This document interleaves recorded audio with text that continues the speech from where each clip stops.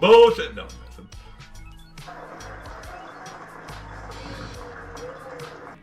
Good for him. Good for him. Miami should have played Colorado in the bowl game. I'm gonna sit by with that one. A lot of people have been talking about that one. Like BYU, I know BYU had a good year this year. BYU should be playing Iowa State. They should have had Miami play Colorado in the bowl game.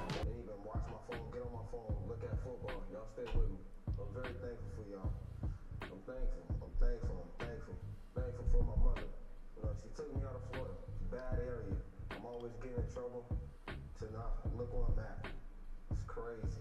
It came into our life, man. My fiance loves it. Low-key feel bad for Genty. He put up one of the best running back seasons ever and still didn't win. No, I agree. I think, but oh well, my guy won a W. I think. You gotta listen to this. If you don't listen to music, listen to Wayne. And from that day on, Wheezy. No, I think it was a toss-up. Like it was a hard choice. I think this was probably the most stacked year Heisman candidate-wise since. Well, I mean, last year was pretty stacked, but like earlier in the stream, I was looking at like some of the history of the years. Like in 2019, we knew who was going to win it. It was going to be Joe Burrow. In 2017, we knew who was going to win it. It was going to be, Baker. Just with how good that season was. These last two seasons have been super stacked and super loaded. Like last year, I think people are still talking about. Hold on, he's talking. Hold on, let me see what he's saying. man, I love you. Thank you. Everything that you have done for me. Thank you. Man, my brother, where you at, Travis? Okay. Well, I'll watch this back later.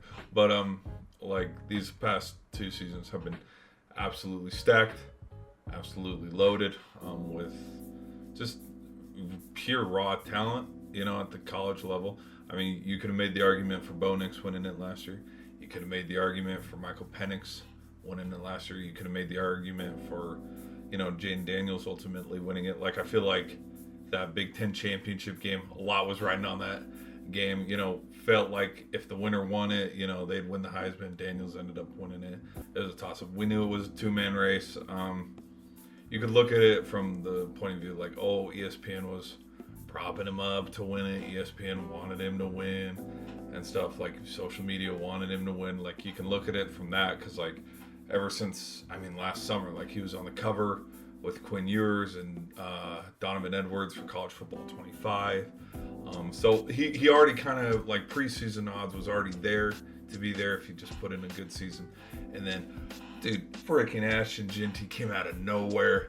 And GT rolled with it, and he had a phenomenal, season alone with his stats. And so I think it was just a toss-up between those two. Because Cam Ward, we knew Cam Ward wasn't going to win it. We knew Dylan Gabriel wasn't going to win it. I think, I don't know, I feel like people might be talking about this one for a while from here on out. Because it's like, where do you go? Like, do we look at snaps as a stat versus yards and, game changing because what GT did for Boise State to put them, him and the Mountain West on the map, get Boise State to the playoff because Boise State's not making the playoff without Ashton GT. But yeah, just Ashton single-handedly, I'd say is the reason why, Boise State went to the playoff this year, got a third round, and again, they're a field goal away from beating the number one team in the country and being the number one team in this bracket, because if Boise State beats Oregon, who knows where Oregon's season goes from there. Boise State ends the season undefeated. They're in the college playoff as the number one seed. So, there's just two separate, arguments and stuff, and I think it's interesting. It's interesting to see that Travis Hunter won. I think it was a win-win either way. There's a win-win either way. You have, the second coming of Desmond Howard with a two-way player, or you have a running back who just statistically just blew everything up, yardage-wise, touchdowns-wise. They'll probably debate this one for a while. I think Travis Hunter is going to be a top 3 prospect. Sadly, because, this isn't any hate on the NFL or NFL commissioner, not the NFL commissioner, NFL team owners. As impressive as Ashton GT's been this season, We know he's going to be a second rounder. We know no one's going to waste a top 5, top 10, top 15 pick on him, sadly, just because that's how dumb the running back position is. It's like, we don't want to pay running backs. We don't want to draft running backs because they're bust. Oh, they have bust written all over them, because look at, everybody's going to bring up the Ricky Williams from Texas example of how they moved heaven and earth to get him, and then he didn't pan out for the Saints. I just think that's gone. I think Derrick Henry, Christian McCaffrey, Saquon Barkley, they're proving that it's like the running back staple is coming back. It used to be a staple of the early 2000s with the running, with the NFL. Now we're more of a quarterback-driven league, with our Mahomeses and our Josh Allens, which I get that, but I mean, Blake Corum, best running back arguably last year. Single-handed wins, kind of in the Rose Bowl. He had a good game in the national championship, even though Edwards did have more touchdowns. I mean, the dude put Michigan, when Michigan couldn't get anything going, and McCarthy could not find the end zone, how many games did Blake Corum win for the Wolverines? He won a lot. He's the best running back. He's drafted middle of the second round or something. Like, he wasn't a day one guy. So it's not hate on Ginty, but it's like, no one's going to draft him in the first round, which freaking sucks. I think he deserves it. I'd say even arguably, I don't know if Dylan Gabriel's a first round guy too. So I'm looking at the future now. As we look at this, I think Cam Ward's going to be a day one guy. He's probably going to be, I would say picks 10 through 15, that range, because we know Travis Hunter's probably going to come first off the board.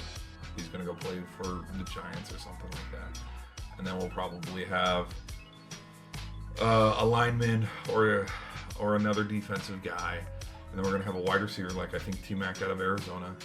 He's probably going to be a top 3 pick, top 5 pick. And then we're going to have some more offensive linemen, something like that.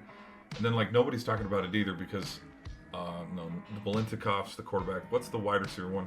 No one's talking about Nick Nash. Nick Nash statistically was the Triple Crown winner for wide receivers. He's going to be a second rounder too. I don't think NFL GMs are going to go after him, which kind of sucks. I don't agree with it. I think stats and playmaking ability speak for themselves. And I think ultimately why I think Travis Hunter won it, playmaking ability. But that was the other thing that I wanted to talk about. And then I'll end the stream is back when I don't know, this was probably like week 2 or week 3 when Ginty had maybe 15 touchdowns up until that point in the season. Of course, that's a huge exaggeration. I was thinking, just because my Heisman finalists in the preseason were Jackson Dart, before I get laughed out of the building, Cam Rising, Jackson Dart, Quinn Ewers, and when we were really young into the season, where Travis Hunter's having his performances, Ashton Ginty leads the country in yards and he leads it in touchdowns and stuff, and Cam Ward just he already had played Florida, he had already played who is that other team that they played early, Virginia Tech maybe, I don't know, he was popping off, and then it was kind of like a 2-man race between Ginty and Cam Ward. I just had that thought that it's like the Heisman Trust, as much as we want to agree with them, and as much as we want to give them credibility and stuff, I just, deep in the back of my mind, I had a thought that it doesn't matter if Boise State goes undefeated. I think it was after the Oregon loss, so week 2 or week 3. It doesn't matter if Boise State goes undefeated and wins out and they win the Mountain West and they win the college football playoff and they win the whole damn thing. It doesn't matter, because the truth is, even though it's the Mountain West, even though it's not Division II, Division III, HBCUs,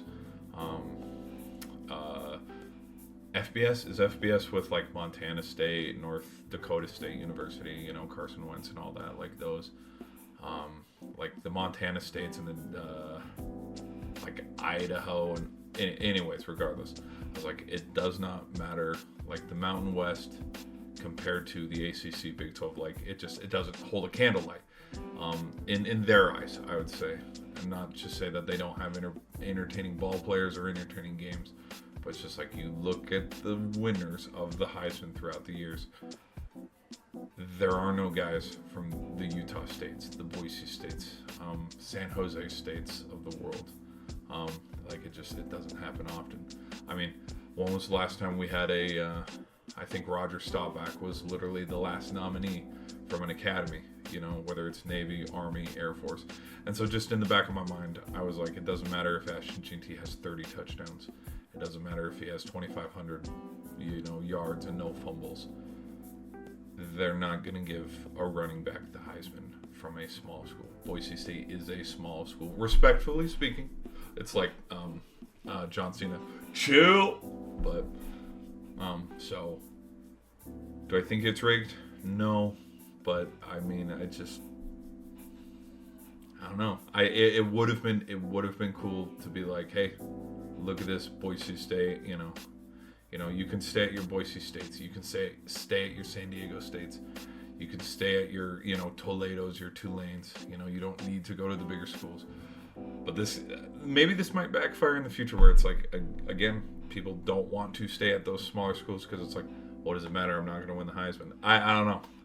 I think Ashton Jeanty proved a lot. I think Travis Hunter proved a lot. I think